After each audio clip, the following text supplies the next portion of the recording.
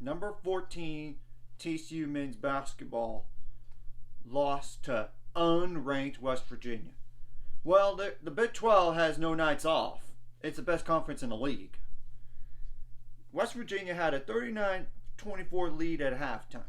Sure, TCU got it closer with 41 points in the second half, but they allowed 35.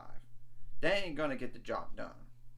So, TCU shot the ball 52.4% from the field, which is like 22 made field goals out of 42. 2 for 8 on threes. TCU is not a three-point shooting team. I can promise you that. That's not their strength at all. It's not. 19 for 26 on free throws, which is 73.1%. Even if you made it for free throw, it wouldn't matter. 18 rebounds in the game. You got to dominate on the boards. And you must have. 8 assists, 9 steals, 3 blocks, 19 turnovers. They ain't going to get the job done.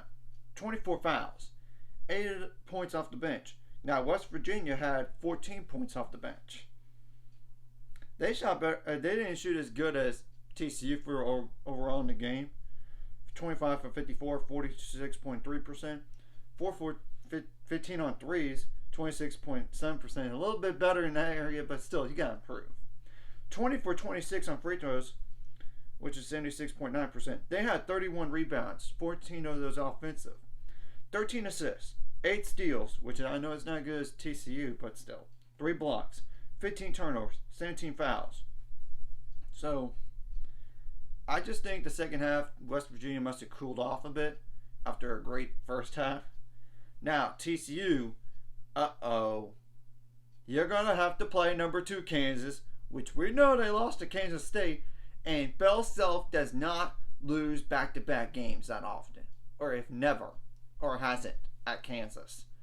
That's a possible loss, but I'm not going to discount that as a guaranteed loss at that. It's not guaranteed, but I'm just saying. It's at Kansas.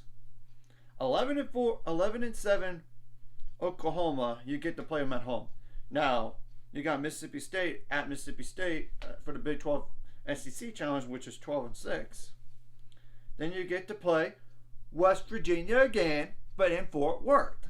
So, that's, and one more game to include is at Oklahoma State. They're better than the record showed, so beware. Now, West Virginia, on the other hand, you finally got your monkey off your back after a 0-5 start in the Big 12 here. What do you have next? Well, you get another opportunity for a ranked win in number 7 Texas, which they lost to Iowa State on the road, granted. So that's not going to be a guaranteed win for either team or guaranteed loss for either team. It's a who knows what's going to happen. Is there going to be a letdown for West Virginia or from Texas? We have to wait and see. On the road to Texas Tech, they're winless in the Big 12. They're 0-6. I mean, they possibly might be 0-7 with that game against Kansas State, but you never know. Because Kansas State could very well lose at home. Then you get number 16 Auburn at home. Luckily, it's at home and not on the road. You get at TCU, you just beat. I mean, I'm not making this stuff up. And then you have Oklahoma, that's 11-7 yourself. So the updated Big 12 standings are Kansas State at 5-1. Kansas, of course, at 5-1, but edge goes to Kansas State because they beat them. Iowa State at 5-1. I mean, Texas is 4-2. TCU is now 3-3. Baylor's 3-3, but only because Baylor's only behind TCU because of head-to-head matchup. I mean, that's the truth. Oklahoma State's 2-4. Oklahoma's 2-4. West Virginia is 1-5, and Texas Tech's 0-6, like I said. Anyways, if you like this content, hit like and subscribe. I see you guys later. It's going to 5 subscribers. We're on the road to it. Let's go.